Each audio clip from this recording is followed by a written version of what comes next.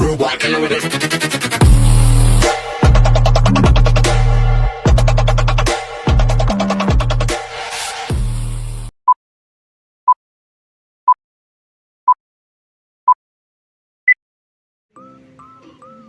Assalamualaikum warahmatullahi wabarakatuh. Perkenalkan, nama saya Dwi Amelia. Saya dari Prodi Pendidikan Pancasila dan Kewarganegaraan Universitas PGRI Viranegara Pasuruan.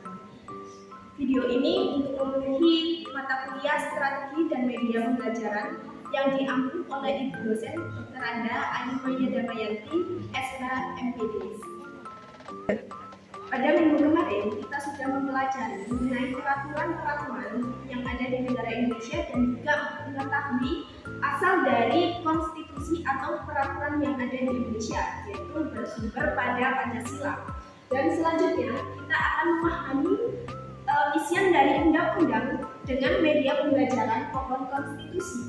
Tujuan dari pembelajaran ini agar peserta didik kalian mampu memahami secara menyeluruh dan juga mengetahui di sekitar lingkungan kalian peraturan-peraturan yang sesuai dengan kehidupan sehari-hari. Jadi di sini Ibu sudah menyiapkan nomor secara acak dan itu sesuai dengan nomor yang ada di setiap apel-apel yang ada di pohon konstitusi. Nanti Ibu bagikan satu-satu di setiap apel. Ada pasal-pasal tertentu dan kalian bisa memberikan contohnya dalam kehidupan sehari-hari. Di sini Ibu sudah menyiapkan nomor yang secara acak dan membagi satu-satu. Nanti kalian ambil apel sesuai nomor ya.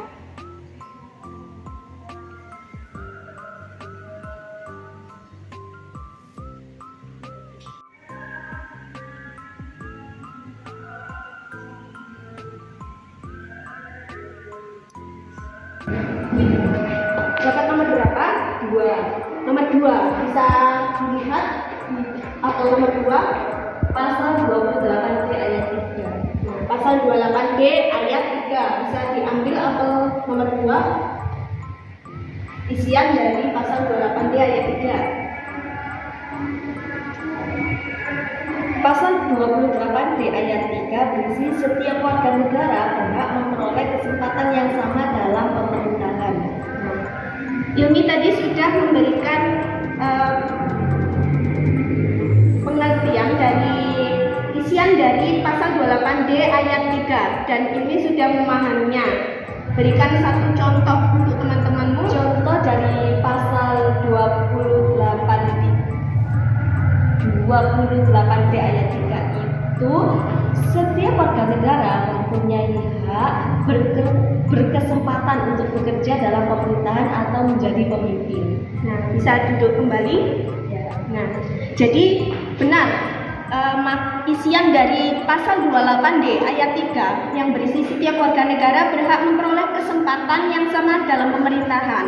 Maksud dari pasal ini yaitu semua warga negara siapapun itu tidak memandang status itu berhak memperoleh kesempatan bisa bekerja dalam naungan pemerintah, bisa memimpin di dalam pemerintahan, bahkan menjadi presiden sekalipun. Jadi pemahaman dari pasal 28D ayat 3 itu tadi. Jadi kita di sini dalam pohon konstitusi belajar memahami isian dari Undang-Undang Dasar 1945. Ketika kita sudah memahami peraturan-peraturan yang ada di Indonesia, kita akan menjalankannya dengan penuh kesadaran dan penuh dengan pengetahuan yang kita sudah tahu. Kita sudah belajar peraturan-peraturan mulai dari tingkat dasar yang ada di sekolah-sekolah, yang ada tata tertib sekolah, itu sudah cukup memberikan kita pembelajaran mengenai bagaimana kita mematuhi peraturan-peraturan yang ada di suatu tempat atau wilayah.